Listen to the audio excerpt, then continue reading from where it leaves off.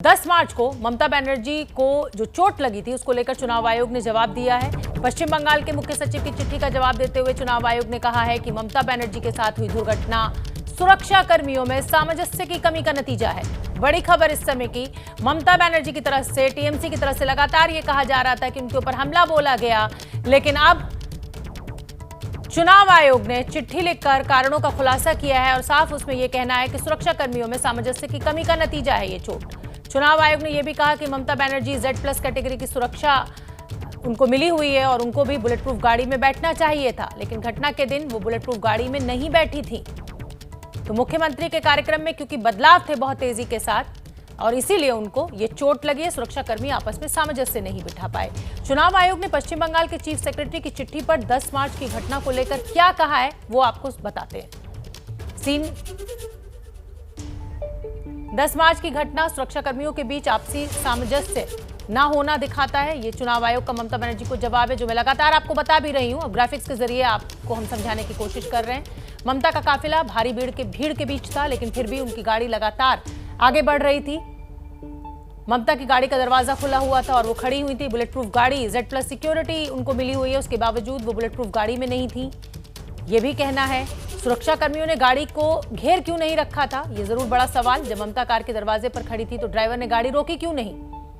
तो ये तमाम सवाल भी चुनाव आयोग की तरफ से उठाए गए हैं और वजह भी बताई गई है कि ये जो चोट लगी ममता बनर्जी को, उसकी क्या वजह रही। सुरक्षा कर्मियों में जो तालमेल की कमी थी, क्योंकि बहुत तेजी के साथ जो उनका कार्यक्रम था वो बदल रहा था।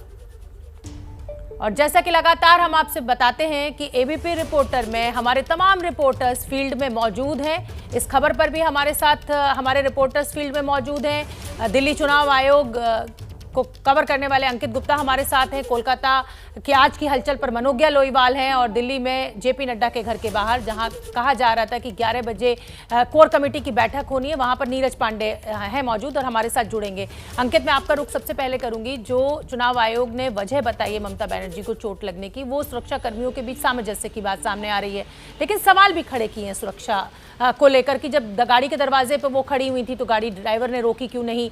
दूसरा, वो बुलेट प्रूफ गाड़ी में नहीं थी। क्या खबर आपके पास?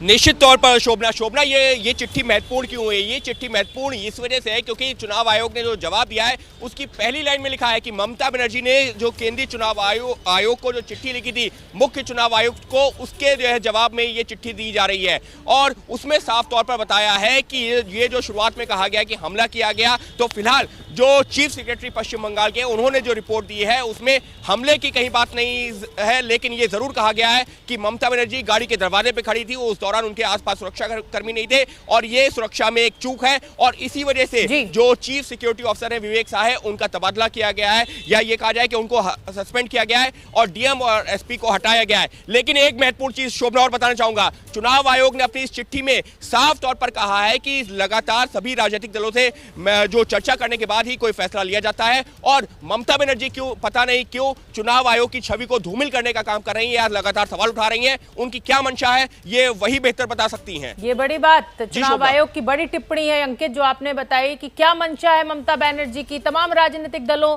से चर्चा के बाद ही सारे नियम जो हैं वो बनाए जाते हैं, लेकिन उसके बाद इस तरीके की घटना क्यों सामने आ रही है? मनोज्ञा लगातार मेरे साथ बनी हुई है। मनोज्ञा, जिस तरीके से टीएमसी का एक बड़ा दांव इसको माना जा रहा था और बीजेपी आरोप भी लगा रही थी कि सहानुभूति बटोरने के लिए ममता बनर्जी ने ये दांव खेला है, उनके ऊपर कोई हमला नहीं हुआ है, उनको चोट लगी है, आज उस पर उसकी पुष्टि हो गई। चुनाव आयोग ने भी यही कहा।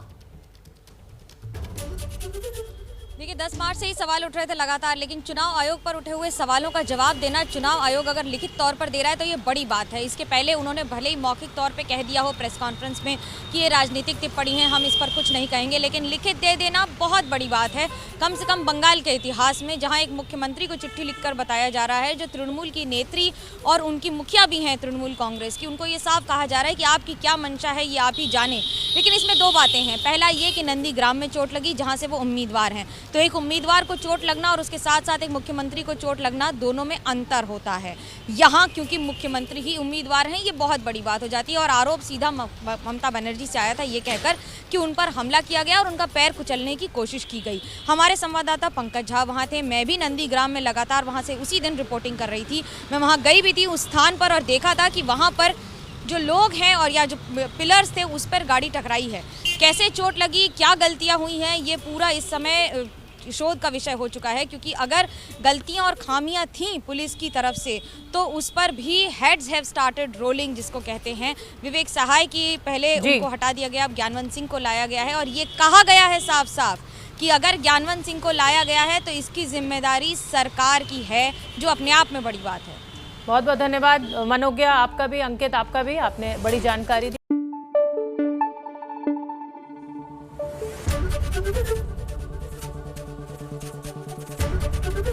एबीपी न्यूज आपको रखे आगे।